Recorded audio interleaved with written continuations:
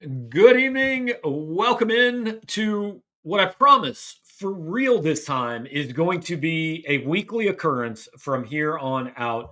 State of the Tigers here on PowerMizzou.com every single Monday night. Brought to you by our friend James Carlton at State Farm Insurance in Webster Groves, Missouri. He is my insurance agency. I've put my money and less of my money than I used to be putting toward insurance, where my mouth is with James. 314-961-4800 is the phone number. If you don't like to talk to people and you just want to do it all online, go to carltoninsurance.net and find James and his team there. They're going to save you as much money as they can. They're going to try to figure out a new way in the revenue sharing world to use some of that money to go to Mizzou athletes and Mizzou NIL opportunities. And without further ado, we want to get to the only reason any of you guys are here. Normally, actually, nobody watches this show, but when I put on Twitter that cousin Shane was going to be on, I had a lot of people say, hang on, Missouri's biggest fan, my favorite person that talks about SEC football is going to be on, so I'm going to watch that. Shane, what's up, man? Hey, man, what's going on? Well, I'm doing all right, literally man. biggest fan, you know? There you go. There you go. Look, I was just looking at us here, man. We look like an Ozempic ad before after shot here. I like it. I've never been the after, so I'm happy about that. Yeah, you're looking good, man. We do not look like a hair growth ad, though. No, absolutely not. Absolutely not, man. It's good to catch up with you, man. We got media days next week. I mean, can't you feel it? Some of the sports are kind of finally dying off here, and it's like, all right, it is time for some college football, man. So, most years, like at media days, I'm like, oh man, I got to work again. And I'm kind of bummed out. Summer's over and all that. This year, so little has happened at Missouri in the last 3 months. I've been sitting here for like a month going, man, I need something to do. But you guys do this, like, even in the off season, you guys are kind of doing this year round. I truly mean this with admiration. Like, how the hell do you guys find stuff to talk about all year? Well, I mean, we went through a few lists, you know what I'm saying? So those are always fun. In fact, there's a hot one going around right now. Yeah, we're going to talk about that one a little bit. Yeah, but honestly, we're doing camp previews now, and as soon as this is done, we'll be, like I said, we'll be at spring media days, and I don't know, we kind of hit on the hot topics, but you'd be with so many portals and so many recruiting, and I mean, college football is a year-round job now. I don't think 15, 20 years ago, you couldn't have done it. But now, brother, I tell you, if you can find some content every single day.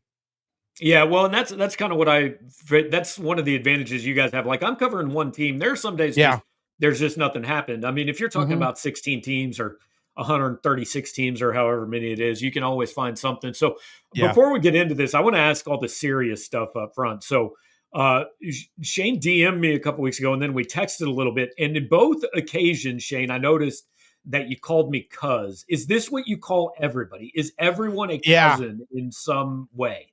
Yeah, absolutely. And if you've not ever checked out the show, That SEC Podcast, we are, for your listeners, I apologize. But yeah, that's what we are. We're a family run business. And Mike truly is my cousin, SEC Mike. You probably seen him online. Probably got him blocked, or he's got you blocked. So, but just know that we truly are by blood cousins. And this thing started about 8-9 years ago, and it just kind of snowballed into us talking SEC football. And so you join the show. You're definitely a family member. See, in covering recruiting, I had to learn that the word cousin didn't always mean actual cousin, right? Because like I would talk to these high school kids, and I'm like, he has like 8 cousins. And then wait, they're not actually his cousin. And then like there was a kid that transferred into Missouri, and he told us like he was somehow related. It was a cousin thing with Josh Heupel. And then we asked Heupel about it. He's like, I have absolutely no idea what you're talking about. Not in any way. Well, I tell you what, you guys, it felt like family when we came up there last year to Columbia. And that's one thing I admire, not just with the listeners that we have, but the listeners you have. They took us in with open arms. It was an awesome experience.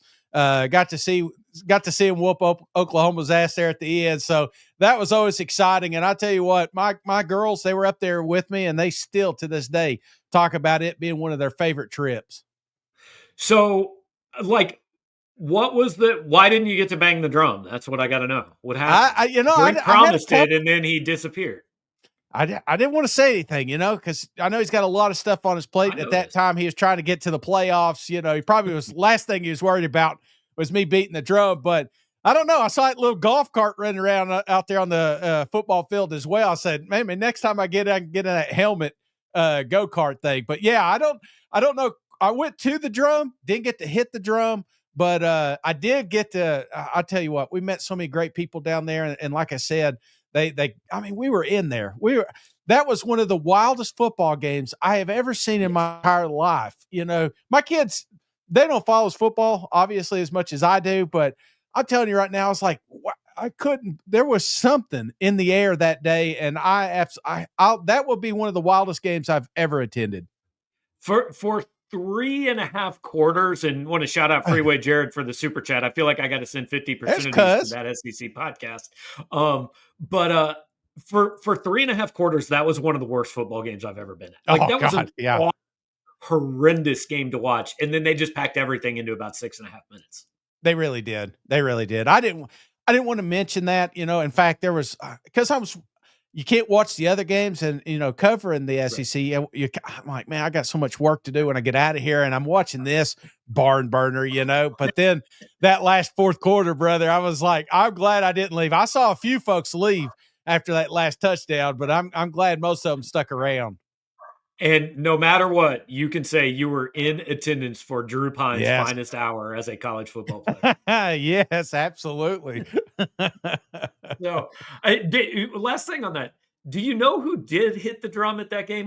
Were you sitting there like Steve Buscemi taking notes of people I need to kill because of who got to hit the drum? No, at that game? I prior to going, because I never got direct that nobody came out and said, okay, you're going to get to hit the thing.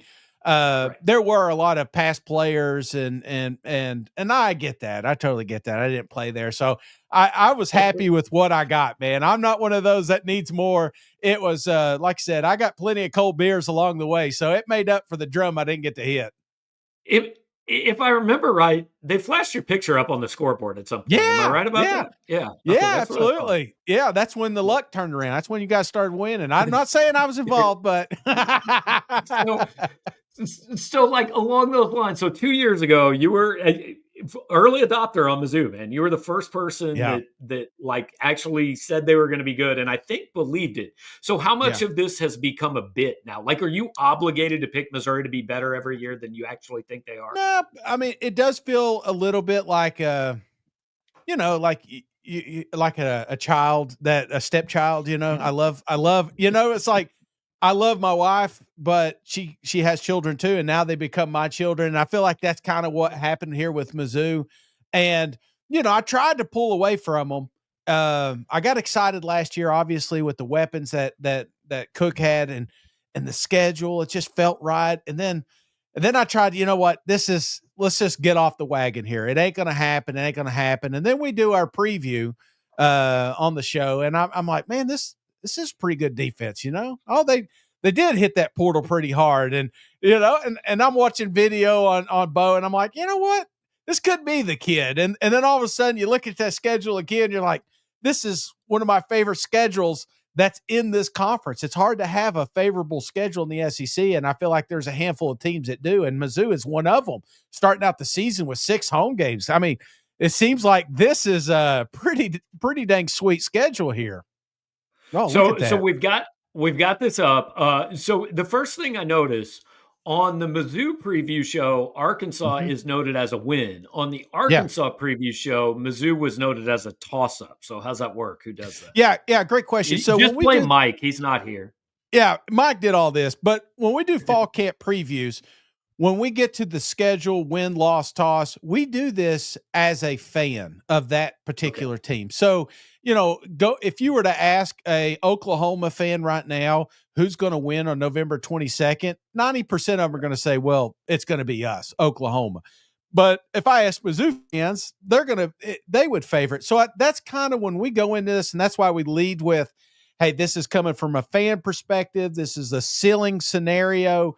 and then we roll with it. And by the way, Mike created this graphic, and if you didn't see the fall camp preview, I did not have A&M as a loss. I had it as a toss. Yeah.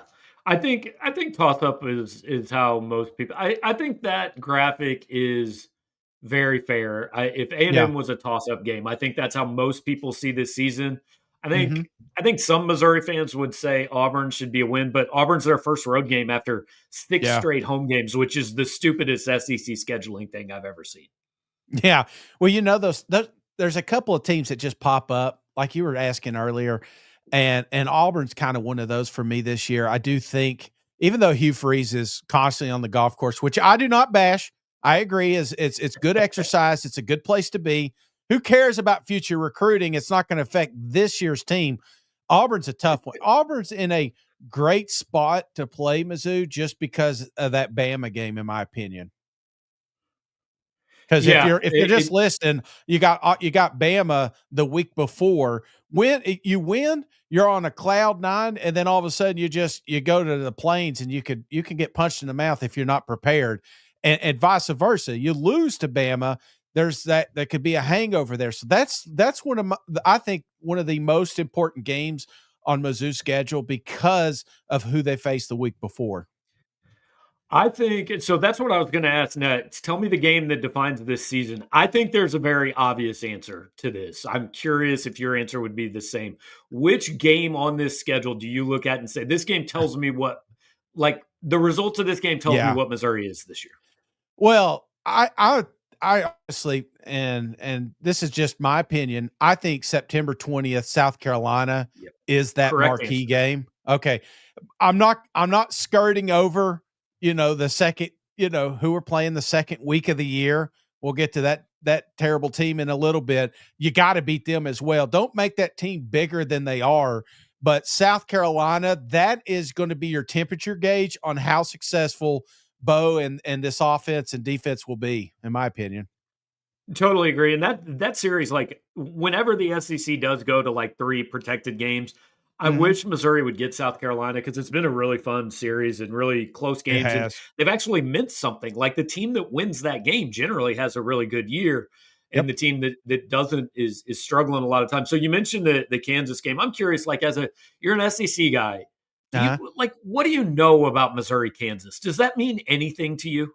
I do because again, we've got a lot of family members that are diehard Mizzou fans, so Right. ever since in fact, at the game, when you guys are singing a chant, and it's basically about a team that's no longer, on your schedule, I know how important it is, but I can't appreciate it. To sit here and say I appreciate that rivalry, I'd be lying, but I can see where it would come from because, I grew up a Tennessee fan. And so there's some natural rivalries that I have always hated growing up. So I can definitely see where this border war came from.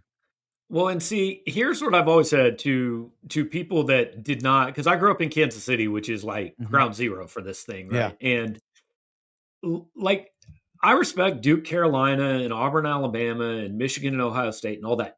But none of those rivalries go back to actual legitimate bloodshed. And like people from Missouri legitimately burned the town of Lawrence to the ground, and people from Lawrence legitimately came and made people from Missouri dig their own graves. And like I think that's a little bigger than a football game. Like Yeah. it's not the tiny stuff like we're going to cross out all the letter M's on campus this week. This is like no, we're going to march into your town and we're going to burn it down. This is a little more Yeah. serious. Yeah, maybe I should do a little more research, Well, I didn't realize warfare was involved here, Oh yeah. but that does make this one a little more interesting. Do you Yeah, no, think it let legitimately me goes ask you, back to the Civil War. can I ask you a question? Because there's a lot of kids on this football team that aren't from that area. I mean, there are some that are, obviously, but there's some that aren't. Does the rivalry still have that buzz in the No. locker room? Okay. I don't think so. I mean, Drink, he'll hype it Yeah. up. Like he's really good at the PR and he's been Yeah. selling this thing for 3 years and he'll I think get them to believe it, but Yeah. like I mean, I grew up well, first of all, I've always said it's more of a basketball rivalry than a football Mm-hmm. rivalry. But, like I actually, before we did this, I was doing an interview. I know a guy doing a documentary on the 2007 MUKU game where they were 1-2 in the country. And so I was doing an interview for that. And Mm-hmm. that's the greatest day in Missouri football history. And I don't think I don't think they'll ever play a bigger game than that. Mm-hmm. And so, no, it's different. Like if the only thing I can come up with is I think Tennessee sees Alabama as their biggest rivalry. Is that right? I don't think Yeah. Alabama sees Tennessee that way, but I guess Right. Tennessee sees Alabama that way. It depends because I mean, obviously we've won 2 out of the last 3 years, so it's becoming a better rivalry. When a Right. team owns you for a decade, it kind of loses a little bit. Um, I mean, just as Tennessee fan, it's always been Florida, it's always been Bama, Yeah. and then you could kind of rope in maybe Kentucky here lately, but it's usually those 2 teams. Okay. Yeah. So Florida makes sense because Florida was what I grew up being Tennessee's big rivalry. Mhm. So it's like if Florida suddenly said, we're joining the Big Ten, Yeah. and Tennessee got pissed off and didn't play them for 10 years. And then in 2037, Yeah. Florida comes back to Knoxville. I don't know. It probably means as much to you, but it probably doesn't mean much to like your That's kids. exactly right. And well, Alabama, Tennessee is a prime example. I felt like that rivalry meant more to my grandparents, meant Yeah. more to my parents' age, just because it was a little more back and forth. You had I mean, obviously we've had some killer coaches come through both those universities, but again, you start winning, you start pulling off. It's like the old myth. This prime example of maybe a rivalry that's not considered one is the one we just talked about, Oklahoma and Mizzou. It's one that is picking up steam because they pick at each other. They pick at each other online. They take each other's players, and then it's even better when you beat them at your home field. But if you lose the next year, then all of a sudden, I think it amps up that rivalry, just like the South Carolina Mizzou. We talked to a lot of South Carolina fans, especially at media days prior to last year. They just said, I don't understand it. We should beat Mizzou, but we can't. And so last year was Right. kind of a monkey off their back, if you will. What is it about the SEC? Like it has, you mentioned Oklahoma, Mizzou. It will be Yeah. 70 years before an Oklahoma fan would ever refer to Missouri as a rival. And I understand that. Yeah. Like the all-time Yeah. record is like 86-20 or something. But like the SEC seems to have a whole bunch of things where one team considers it like Arkansas was pissed off they had to play Missouri because LSU's their rival. LSU could list 3 rivals before they're Yeah. getting to Arkansas, right? And like, yeah, Tennessee, Alabama, I get it was a thing at one time, but like Alabama, LSU is a bigger rivalry in the last 20 years. So Yeah. there's a lot of one-sided rivalries in this league. But take the Tennessee fan hat off. Yeah. What's your favorite rivalry in the SEC? Favorite? Man, I would probably have to say, I mean, I love the Egg Bowl when it was good. Yeah. Back in the day, there was like a brief window that it was exciting. Plus it also meant it's Thanksgiving. It used to be played on. I don't know if it still Right. is, but it's around that I think time. You it's got like Friday night now, maybe. yeah. They should flex that one back to Thanksgiving. That one was probably one of my favorite. I like the Iron Bowl just because there's so much craziness that happens in that one. I've seen some really bad Auburn teams win, and I've seen some dominant Bama teams, just run through them. But it seems like it's always a close game. But other than that, I would say this one's probably not on a lot of people's list. And it's a little skewed here the last couple of seasons, but one of the craziest rivalries is Florida and LSU. It's a game for some reason. It just doesn't make sense. It shouldn't be a rivalry. We've kind of forced this relationship upon them, but there were so many games that it came down to one possession, and there's everything from shoe tossing to, I mean, you just never moved because of a hurricane. And then another team makes it their homecoming. It's just so much chaos happens around that game. So that one is another one of my favorites. I'm going to give you one. Only one SEC team is involved in this, but one of the most underrated rivalries in the country is Yeah. Louisville, Kentucky. And I'm not even sure it has to do with the players. It's just, if you just get on Twitter and watch their media fight with each other, it's the most entertaining thing in college sports. So. Yeah, Louisville and Kentucky are one of those that, obviously last year was a terrible example, but you just don't lose to Louisville, and you shouldn't lose to Louisville. So Kentucky's a whole different story. They're going to do a 30-30 on Coach Stoops' motivated Kentucky team at the end of the season, I would imagine. But that's a team that has an uphill battle this year, in my opinion. They're going to do a 30 for 30 on how Kentucky's the only football team in the SEC getting less than 50% of revenue sharing from its schools. Yeah, that's right. So I'm fully expecting Coach Stoops start smoking cigarettes on the sideline at some point this year.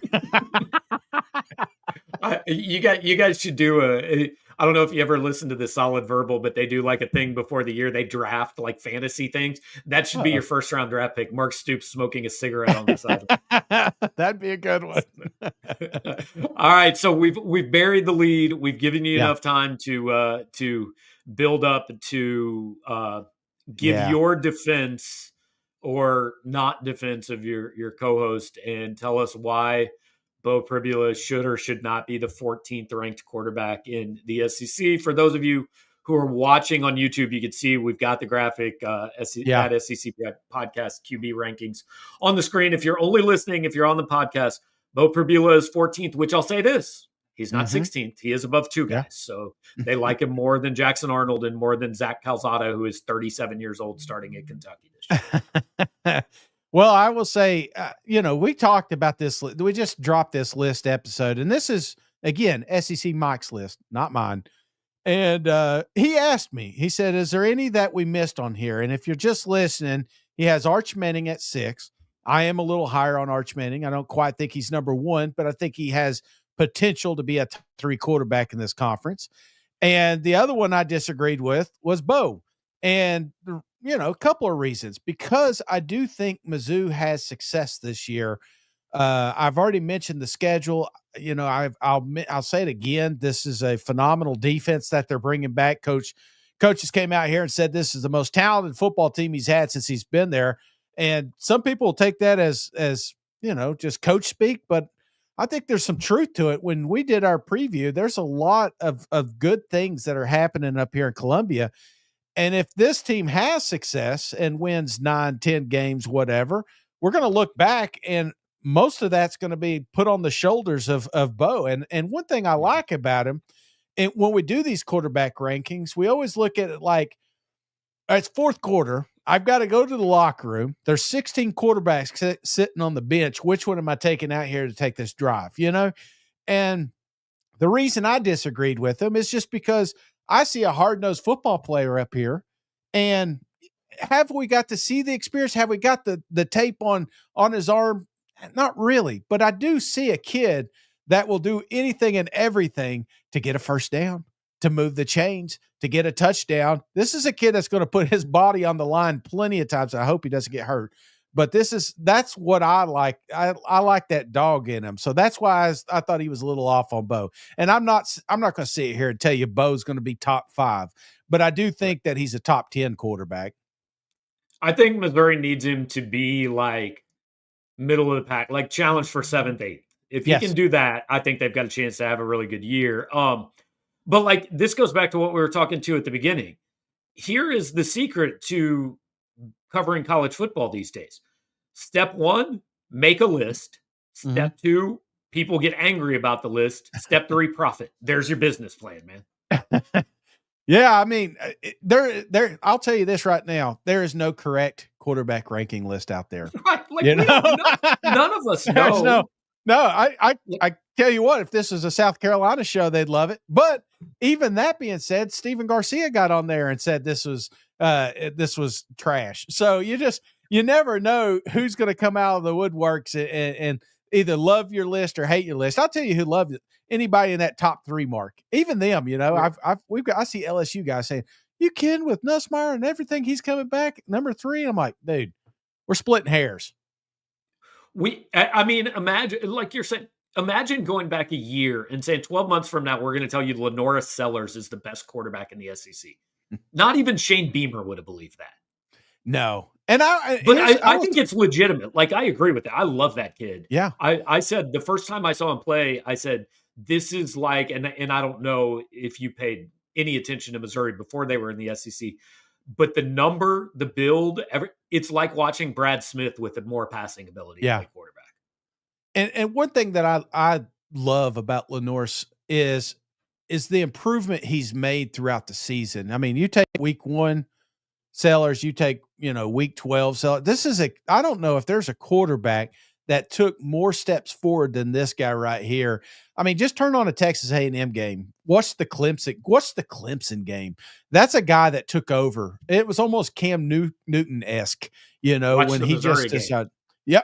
Well, I didn't want to. Yeah, but there was a lot of games toward the tail end of the season. He was phenomenal, and if he takes those strides into this season, he could be unbelievable. So yeah, I'm not going to argue with Lenore Sellers. I do think he's probably the best quarterback in this conference.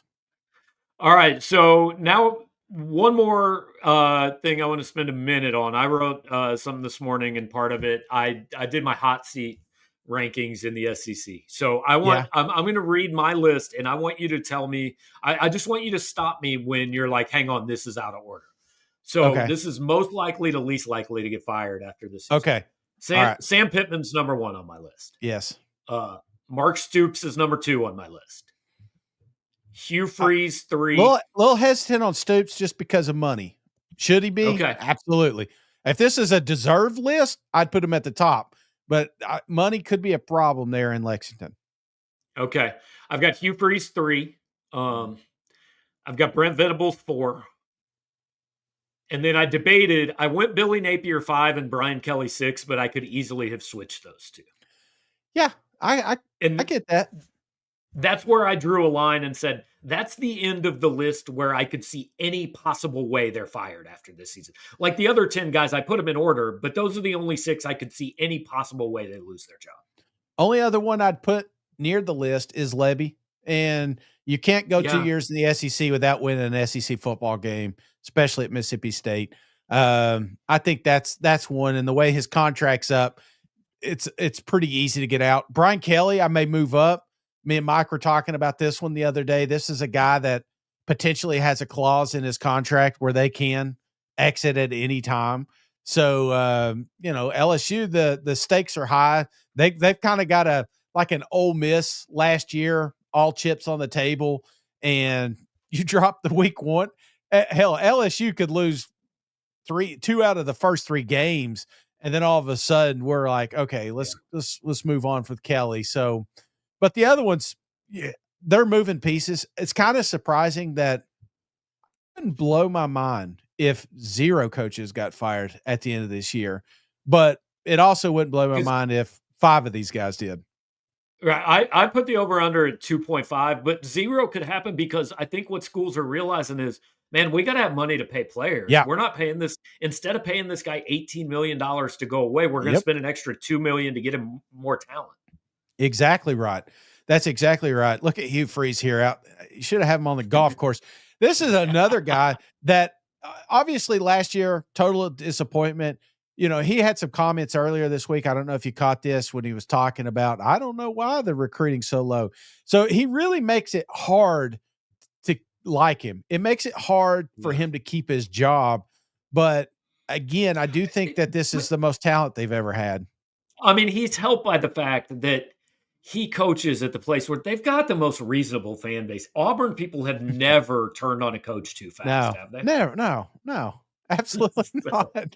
I saw, you ever seen that Wolverine picture and he's like looking back and somebody had one of Malzahn, it's just didn't know how good they had it. Right. And I mean, look, he probably deserved to get fired, but I think Brian Harsin got fired before he actually even coached a game. Brother. Brian Harsin getting fired was the best thing that ever happened. I'm not saying they shouldn't have fired him, but I mean, that was like day one. That was never going to work. No, that he never should have been hired to begin with. And that's the problem with Auburn is they've made so many bad Lane Kiffin out here trolling. That's awesome. Lane is A+ in trolling. Oh, there's no question. He is a better social media personality than he is a coach, and I think he's a pretty good coach. Oh man. So if let's just say one of your scenarios falls out, are you worried about Drink going anywhere? Okay, so let's talk about that because people have asked me, and I've said honestly, like there are so many fewer jobs I think he would leave Missouri for now than there were even 5 years ago. Because he's the most powerful dude on campus. He gets anything he wants. They're building him a new stadium. They've done NIL. And here's the thing about Missouri: if Eli Drinkwitz goes 8-4 at Missouri, he's going to coach here every year for the rest of his life if he wants. Yeah. Like he's never getting fired for going 8-4 here. Let's say Billy Napier gets fired and Florida wants to hire. 8-4 would be fine there for a year, maybe 2. You go 8-4 year 3, you might lose your job in Gainesville. Yeah. And like he's making $9 million at a place where if you win 8 games, they're not going to fire you. There's a lot worse things than that, man. I just, again, look at the success. But I know these guys. Yeah. They want to be a place they think they can win the whole thing. And if he doesn't think he can do that here, I understand. But I think he can. I that's one thing I'm so excited about 2025 is going into this season. I don't think the teams have been closer than they ever are right now. I think I know we're shooting for parity in this conference, and we're getting pretty dang close. I could argue 7 of the 16 SEC teams have a chance to go to the college football playoffs. And I don't sound crazy when I'm doing it. Yeah. I think I could argue there would be 10 teams where if you told me they made it, I wouldn't be completely floored. Yeah. Like I don't think A&M's good enough to make it this year. Yeah. But like I can draw a path. I don't think Oklahoma's gonna make it. But, like, it wouldn't be the most shocking thing. And even Auburn, if Jackson Arnold turns it around, I actually do think Hugh Freeze is a good coach. Like, do I think Auburn's a playoff team? No. But is there a world in which it could happen? I think so. Yeah, absolutely. And that's why I think it's going to be awesome this year. You just never know who's going to win, who's going to lose. And, because when I was growing up, you could pick 1, maybe 2 teams in the East, 1, maybe 2 teams in the West. And, they're all going to beat each other up and then only one team's going to go on. So now it's just constant slugfest every single Saturday. I was looking at just Mizzou in general. Like if they start out 5-0 and let's say Bama starts out 5-0, that could be one of the biggest marquee games in the country. Game day is probably going to be there. You know what I'm saying? That's something. That's a game nobody's talking about right now, but it's not far fetched to see it actually happening.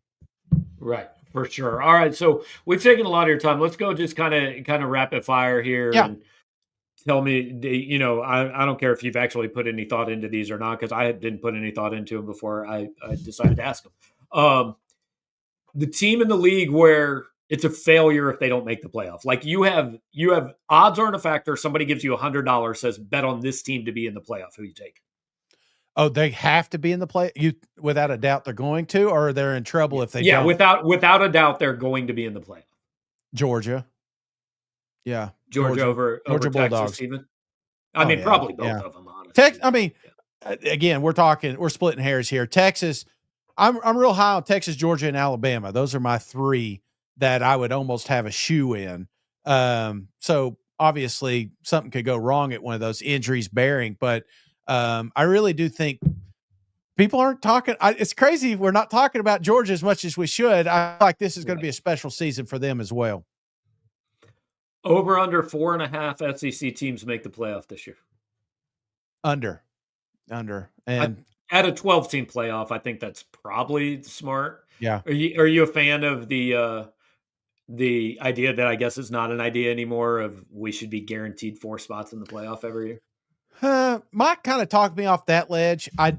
It just depends. Guaranteed, if you take us to a 9-game SEC schedule or something, something along those lines. And I got to see a better committee. They got to do better. What they put in front of us last year was embarrassing. And if it were truly the 12 best teams in the country, then yeah, SEC would clearly have more than 4.5, but they failed to do that. And so kind of the ball's in their court. And so I'm hedging my bets on their decision-making skills. I think you might have answered this earlier in the show, but dark horse team in this league this year. Dark horse. I'm going. Like I'm not saying they're going to win it. Yeah, but they're better than people think. Auburn Tigers. I think there's a little reason why Hugh's golfing. He knows what he has down there. So Jackson Arnold, obviously we've seen the floor on this kid, but I've also seen the ceiling. We just talked Alabama. That was a great game. Honestly, had an opportunity with LSU there for a little bit. Pair that with an offensive line and some tremendous wide receivers around him. Yeah, Auburn's offense could be dangerous. Disappointment in the league. Disappointment. I think Ole Miss. I think Ole Miss is going to be a disappointment. We're just so used to putting Lane Kiffin up there. Here's a every year getting 10 win kind of coach.